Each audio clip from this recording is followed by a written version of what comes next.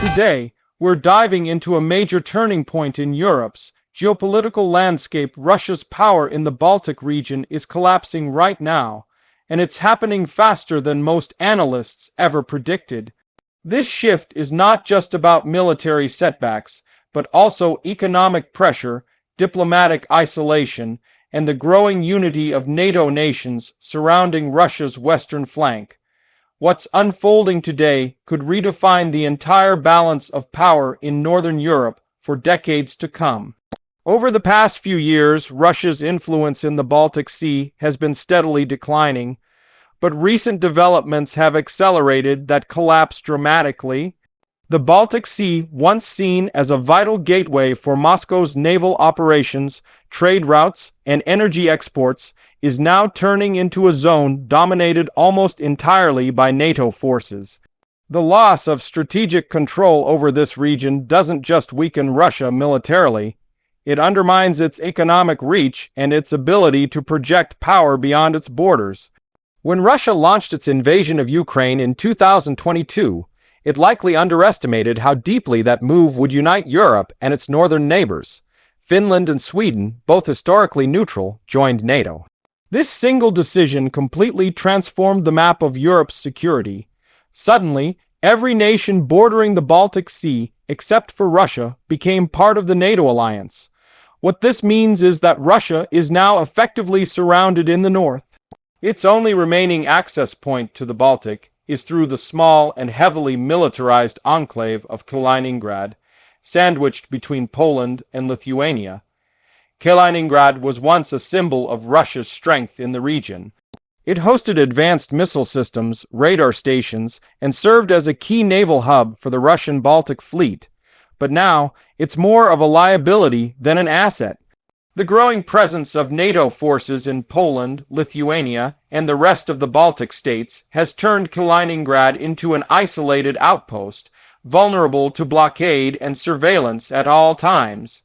NATO ships and aircraft are constantly monitoring every move made by the Russian fleet, making it nearly impossible for Moscow to operate freely.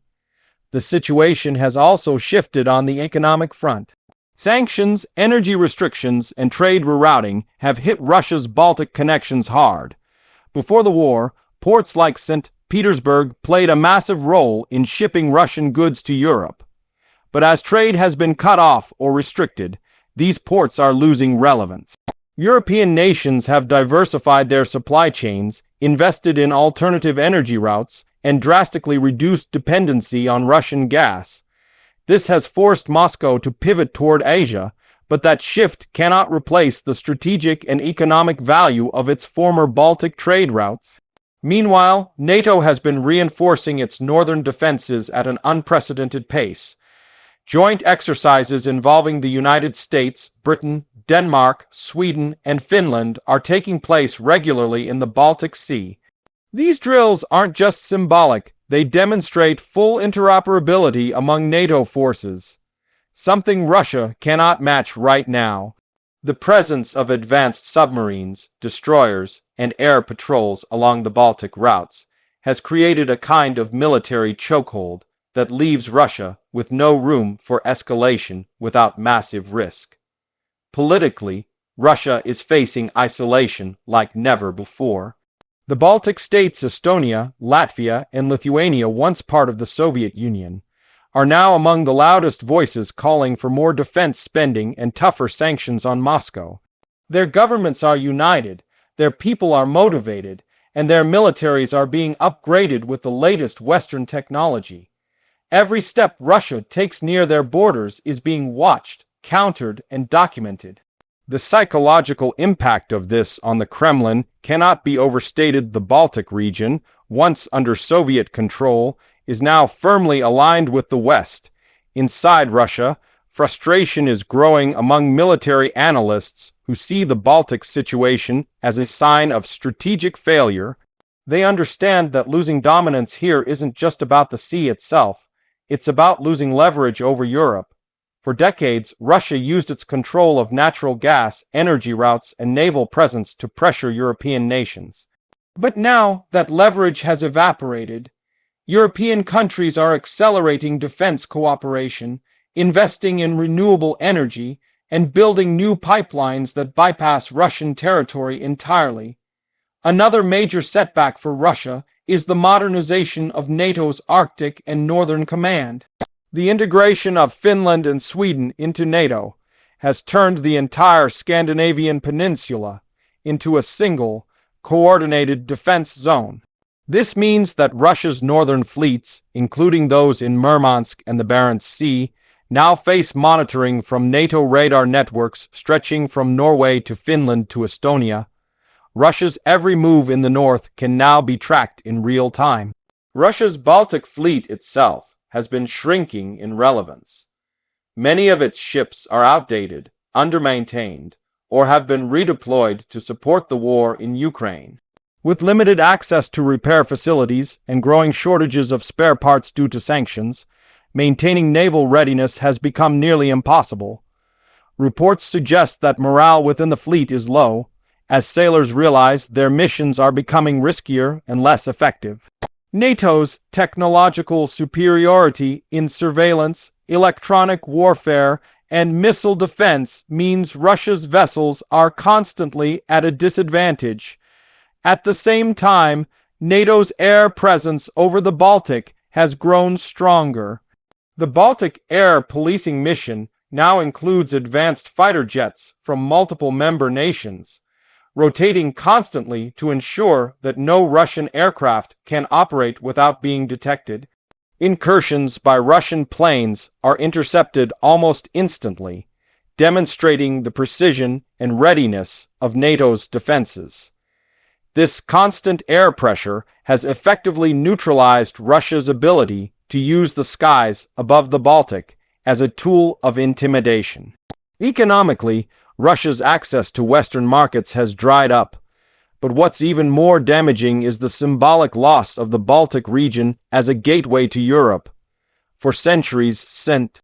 Petersburg served as Russia's window to the West, a cultural and commercial bridge that connected it to global trade and diplomacy.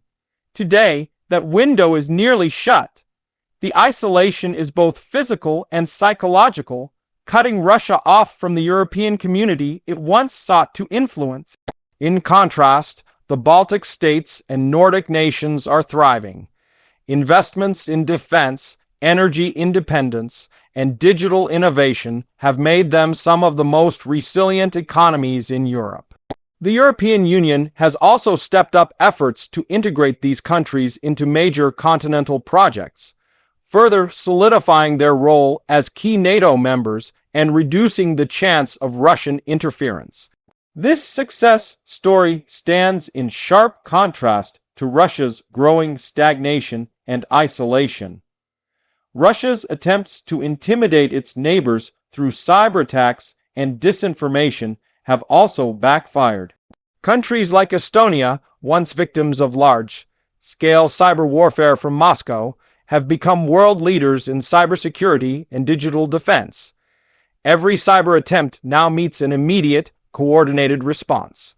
The Kremlin's propaganda is losing its influence as citizens across Europe are more aware and resilient to Russian disinformation campaigns. As these trends continue, Russia finds itself facing a historic decline in influence. The loss of control over the Baltic region doesn't just weaken its current position, it damages its long-term strategic goals. The Baltic Sea is a vital corridor for trade, energy, and military logistics. Losing dominance here means losing the ability to project power into Northern Europe and the Arctic. It's a setback that even a future leadership change in Moscow would struggle to reverse. The transformation of the Baltic region into a NATO stronghold represents one of the greatest geopolitical shifts since the end of the Cold War. What once was a contested zone is now a secure barrier protecting Europe from Russian aggression. NATO's deterrence is not just military, it's also economic and psychological. Every demonstration of unity and readiness among the Baltic allies sends a message to Moscow that the era of unchecked Russian influence is over. Within Russia, even some of the more pragmatic analysts are beginning to acknowledge the scale of this loss. They argue that Moscow's aggressive policies have backfired, pushing Europe into an unprecedented state of unity. Instead of dividing NATO, Russia has strengthened it. Instead of weakening Western resolve, it has inspired greater cooperation. The Baltic collapse is the clearest example of this backfire, a self-inflicted wound that could take generations to heal. For Russian citizens, this decline is becoming harder to ignore. As the economy struggles, as military casualties rise, and as international isolation deepens, public confidence in the government's strategy is waning. People are beginning to question whether the sacrifices made in Ukraine and elsewhere are worth the enormous cost to Russia's global standing. The myth of great power dominance is fading, replaced by the reality of geopolitical retreat. Meanwhile, the world is watching how NATO continues to consolidate its power in the north. The establishment of new defense corridors, joint command centers, and rapid deployment capabilities has made it nearly impossible for Russia to stage any surprise maneuvers in the region. The message is clear: any aggression in the Baltic area would be met with an immediate and unified response. This stability ensures that the Baltic nations can focus on growth and security without living under constant threat. The collapse of Russia's Baltic influence is not just a temporary setback, it's a fundamental realignment of power. The region that once served as a pressure point for Moscow is now a fortress of Western strength. Every ship, every jet, every military drill symbolizes the end of an era where Russia could dictate terms to its neighbors.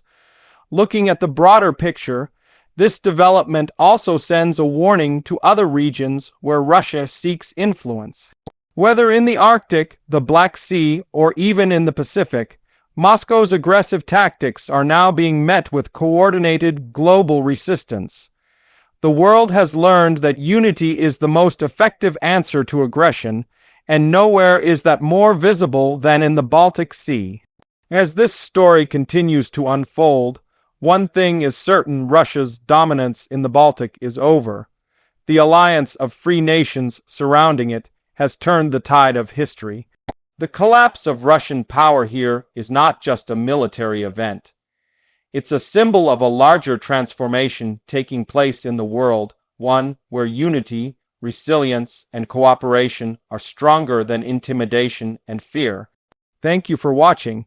If you found this video insightful, make sure to subscribe to the channel for more updates and analysis on global events and power shifts happening right now.